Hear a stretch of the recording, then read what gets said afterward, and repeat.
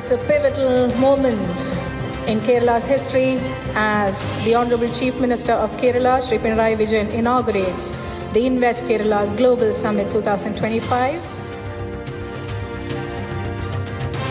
ആഗോള നിക്ഷേപക ഉച്ചകോടിക്ക് കൊച്ചിയിൽ ഉജ്ജ്വല തുടക്കം. നിക്ഷേപകർക്ക് ചുവപ്പുനാട തടസ്സമാകില്ല എന്ന് മുഖ്യമന്ത്രിയുടെ ഉറപ്പ്. എല്ലാ മേഖലയിലും കേരളം കുതിക്കുന്നുവെന്ന് വ്യവസായ മന്ത്രി. വികസനത്തിന് പിന്തുണ പ്രഖ്യാപിച്ച് വി ഡി സതീശൻ.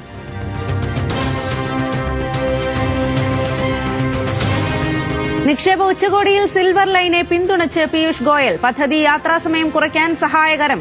കേരളത്തിൽ പൂർണ്ണമായി താമര വിരിയുമെന്ന് തമാശ രൂപേണ രാഷ്ട്രീയം പറഞ്ഞ് ഗോയൽ. മന്ത്രി പി രാജീവിനും പ്രശംസ.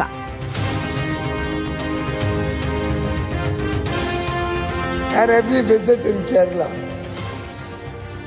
you feel like never going back. But I will go back, so you don't have to worry. We are not yet, the lotus has not yet bloomed in Kerala.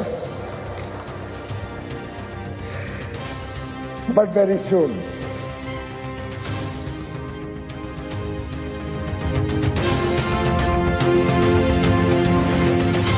നിക്ഷേപക ഉച്ചകോടിയിൽ വമ്പൻ പ്രഖ്യാപനവുമായി കേന്ദ്രമന്ത്രി നിതിൻ ഗഡ്കരി. കേരളത്തിൽ നടപ്പാക്കുന്നത് 3 ലക്ഷം കോടിയുടെ പദ്ധതികൾ. 31 പദ്ധതികൾ നടപ്പാക്കുമെന്നും ഗഡ്കരി.